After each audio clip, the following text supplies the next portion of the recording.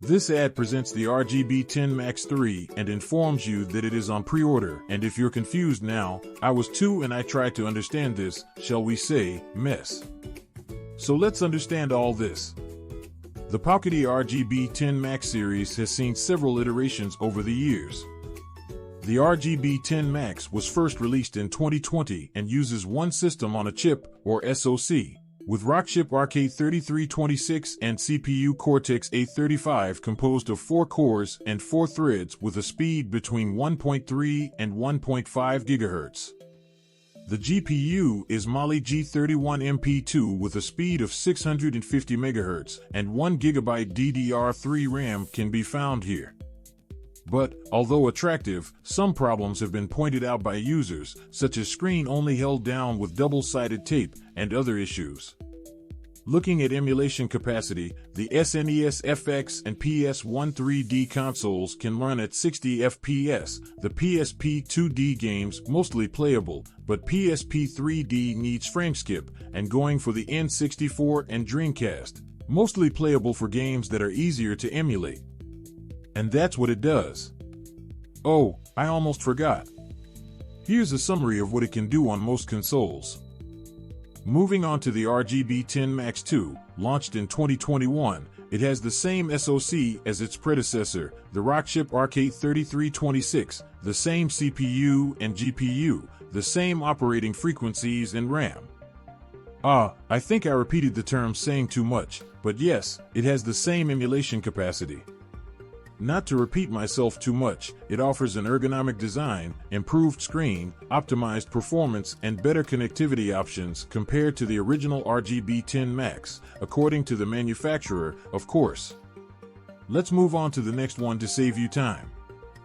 The RGB10 MAX 3 Pro was launched in 2023 and uses the Amlogic A311D SoC with 4 Cortex-A73 CPUs and 2 Cortex-A53 CPUs, with 6 cores and 6 threads and clocked between 1.8 GHz and 2.2 GHz. The GPU is the Mali G52MP4, which runs at 800 MHz. This device has 2 GB of LPDDR4X RAM. The battery is slightly smaller than its predecessors, with a capacity of 4,000 mAh. On its emulation capacity, on consoles N64, PSP, Dreamcast is full speed.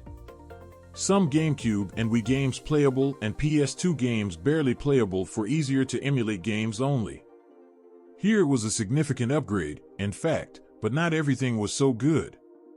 It was plagued with hardware and driver issues, which hindered its performance and popularity, and here we begin to understand why the non-pro version was launched. Let's move on to the next one. The RGB10 MAX 3, the latest model, uses a different chipset, the RK3566, which is also found in other Powkiddy devices like the X55. This model is designed to address the shortcomings of the RGB10 MAX 3 Pro, offering improved performance and stability. It is considered the best due to its improved chipset, which offers better performance and stability compared to the previous models. The MAX 3 Pro, despite its advanced chipset, is ranked lower due to the hardware and driver issues it faced.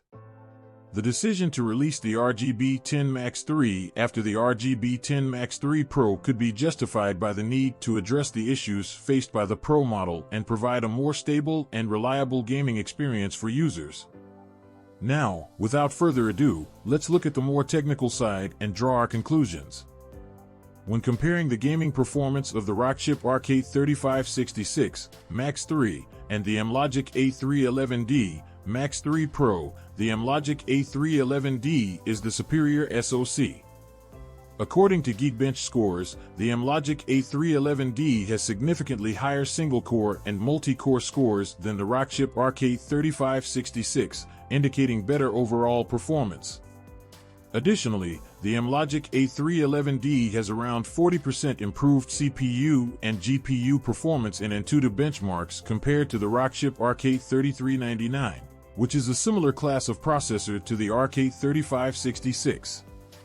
This suggests that the A311D would have a similar advantage over the RK3566. The Amlogic A311D's superior performance is also reflected in a Reddit discussion, where it is mentioned that the A311D has about 240% the performance of the RK3566. This would translate to better gaming performance, as the CPU and GPU are critical components for running games smoothly.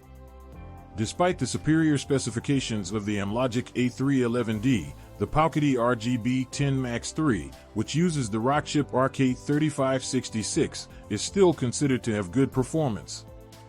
This could be due to several factors like optimization, because the device's software and the games it runs may be well optimized for the RK3566, allowing it to perform better than raw hardware specifications might suggest.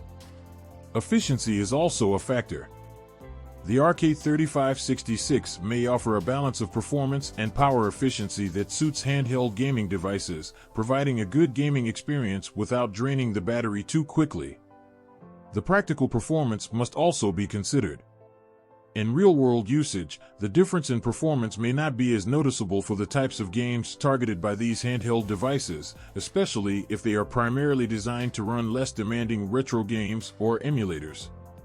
In conclusion, while the Amlogic A311D has better CPU and GPU performance on paper, the Rockchip RK3566 can still offer a satisfactory gaming experience, especially when considering factors like optimization, efficiency, and cost. This could justify the release of the RGB10 MAX 3 with the RK3566 even after the launch of the RGB10 MAX 3 Pro with the more powerful A311D SoC.